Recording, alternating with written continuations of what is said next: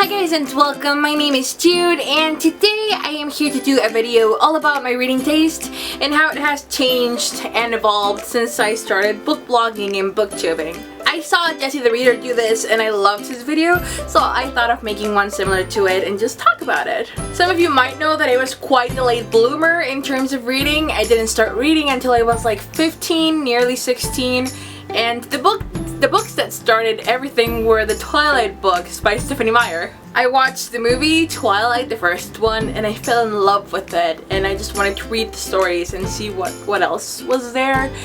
And I read them and I've never gone back. I just fell in love with them and with reading, so I'm just so thankful to them. Twilight was a paranormal romance, and for the longest time, paranormal romance were my favorite genre ever. I would read so many paranormal books. I got into the Darkest Powers, the Darkest Mind series, I think it's Powers, the whole Shadowhunter series, and just any paranormal book that I could get my hands on, I would read, and my books always had to have some romance in them. I was a very impressionable kid at that time, especially because I hadn't read anything before, so I didn't have a background as to what made a good book and what made a bad book.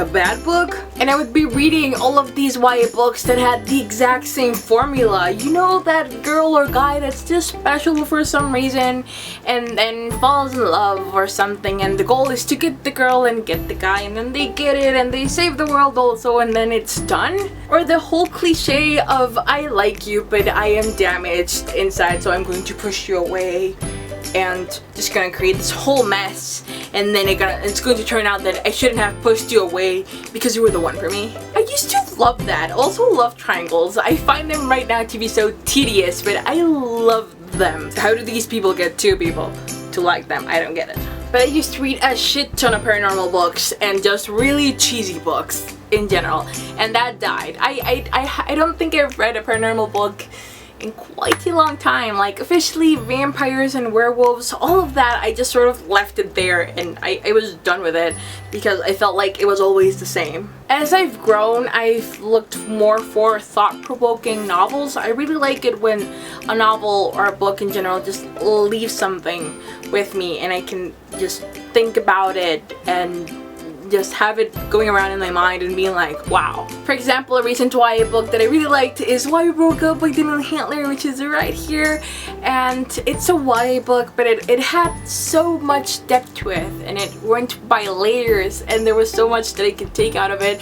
The character was not perfect, and the formula was not the classic one. I mean, it's called Why We Broke Up, so you can guess that there's a breakup in there. Because I do feel that YA books got really popular, like a year ago or so, they got just really popular, but every single book was the exact same thing. And it's sort of until recently that the demand for YA books is for them to be well written, you know? For example, I have no idea if The Night Circus is actually a YA book or if it isn't, because many people do shelve it as YA and others don't, but overall the quality writing in this book is excellent and the story is just masterfully done and everything, so I feel like this was just such a good book. And if it is YA, I'm just like, wow. The stereotype with YA is that, you know, it's for kids, it's book for kids or something, which is why so many people trash it. And there are a lot of books that are just like there for just being there and are really lame, but there's also really beautiful rare gems in the YA world.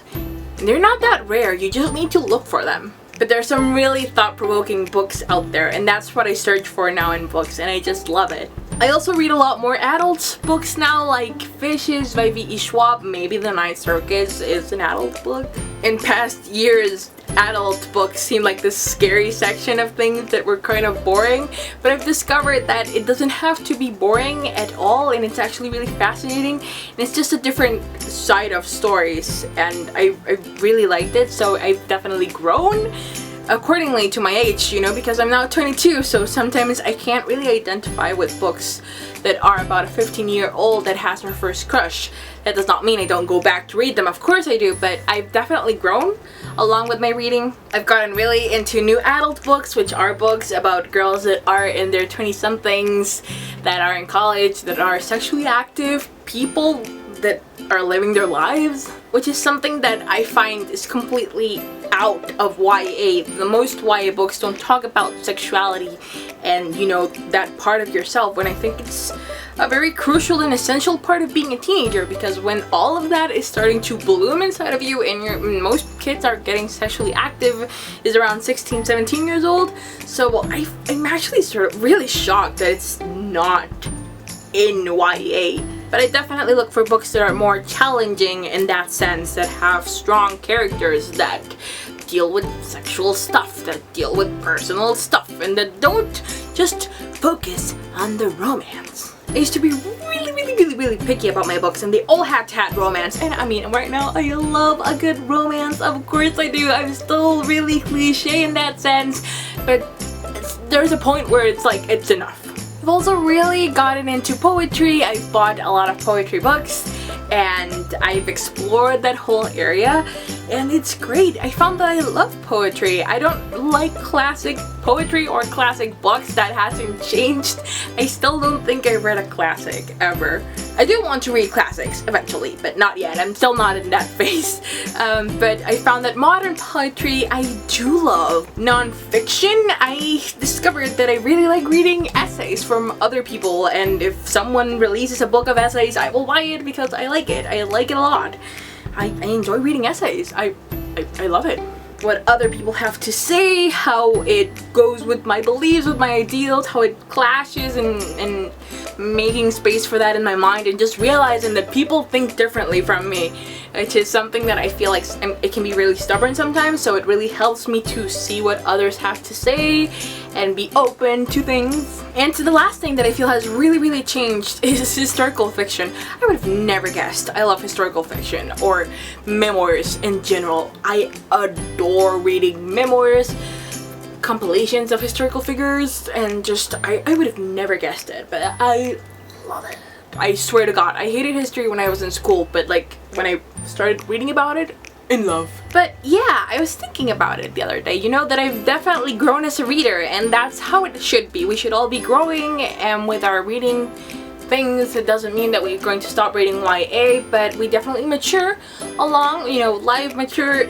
I bit my tongue out. We mature as people, we get older, and our reading taste changes, so that's how mine has changed. And I'm really happy with what I read right now, and especially I am very proud of how critical I can be, not being like nitpicky critical bitch, but actually being able to analyze a book and giving a structured thought, which is something that I've learned through book blogging, book reviewing, and booktubing.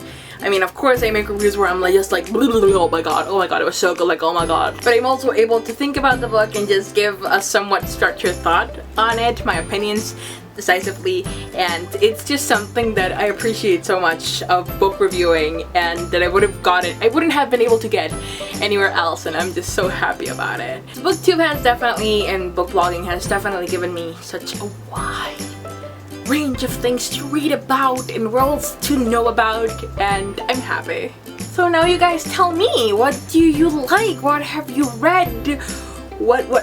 How have you changed? Did you read a lot of, I don't know, a lot about fairies when you were younger, and now you read a lot about vampires or dark stories? What do you read about these days? What do you like? What has changed? And yes, that's it for today. Thank you so much for watching, and I will see you guys in the next video. Bye!